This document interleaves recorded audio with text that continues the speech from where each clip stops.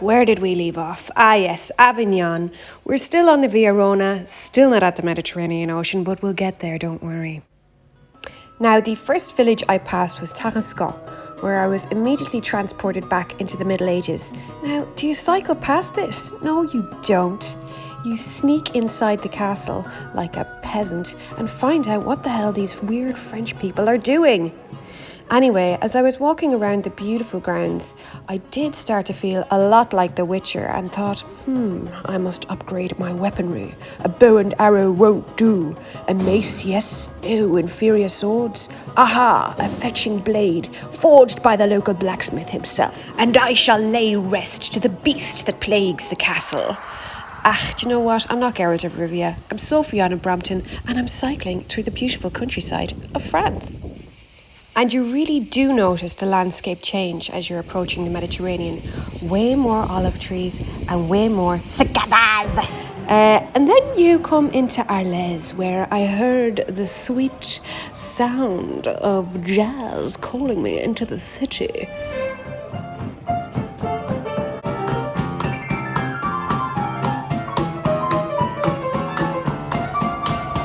Arles is a beautiful little city that has a film set vibe to it, I must say. There's the amphitheatre. Don't pay €9 to go in there like I did. It's not worth it. Hi, lady. Anyway, I just was hungry, so I decided to double lock my bike and trust in human beings that they won't steal my things. So I had my quiche and my salad, and when I came out... Oh my God, where's Lady Brompton? There she is. Good girl. Anyway, off we were again, and I thought, this is a lovely cycle with the... Oh, look, there's the bridge that Van Gogh painted. It's so scenic and pleasant here. But soon it changed because, well, this road is very straight and it just goes through nowhere. Yeah, you'll get very excited over a bit of shade. It's hot. Enjoy the breeze. Anyway, I went a bit mental. It's been 7 hours and 15 days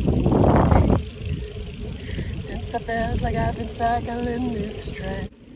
I even learned to clap and cycle, which I don't recommend.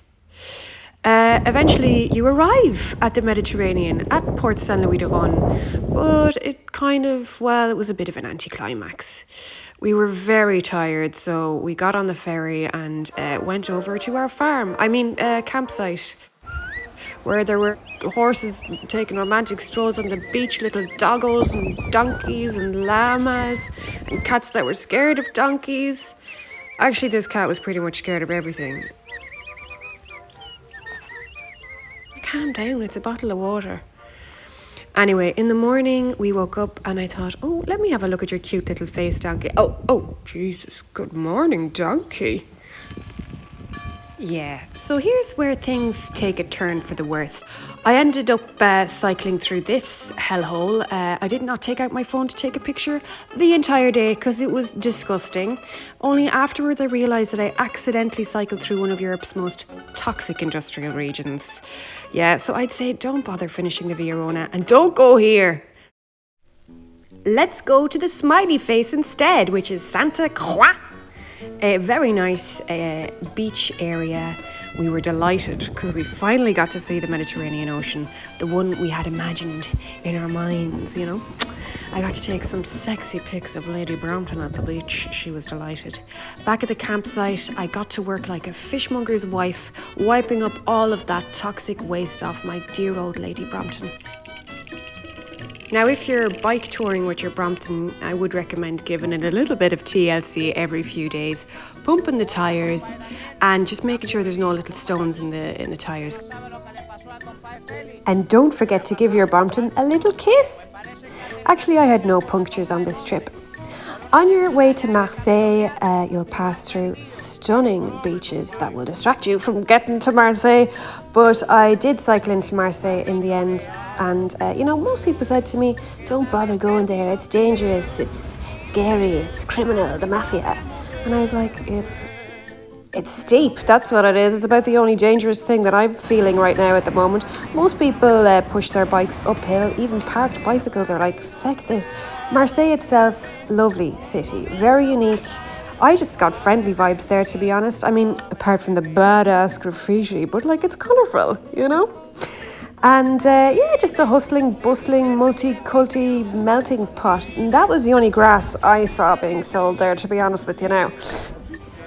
The city also has an endless amount of gorgeous little beaches to choose from, so you'll be spoilt rotten. Yeah, so this is where I leave Lady Brompton because I make friends with a Frenchman. Yes, friends, believe it or not. His name, well, let's just call him Francois. He said he'd love to show me his favourite city in the world, but safety first, let's get a helmet. He really is such a huge fan of Marseille, and he truly just had only good intentions, which was to show me his favourite spots around the city.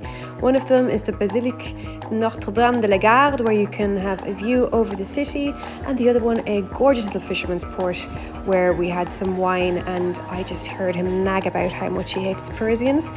The next day there he was again, and he picked me up, and I said, my God, Francois, you're really spoiling me. And he said, well, that's because I haven't shown you my favourite part of Marseille, my home where I was born in Cassis, which is just a stunning little fisherman's village. There we met his friends and we had oysters and chatakuri, I can't pronounce it. This was the beach in his back garden, stunning. Wow.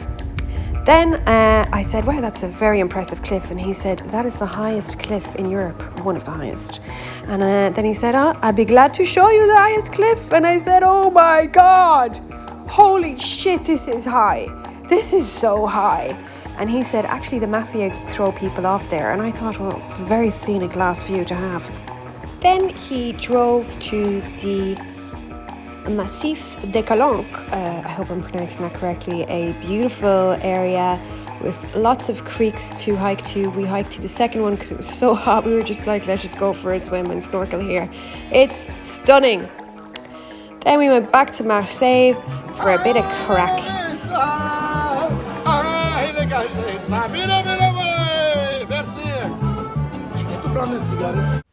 Yeah, you can have a cigarette. The next morning, I got up at 6 a.m. and cycled to the train station to go home. I love France. Au revoir.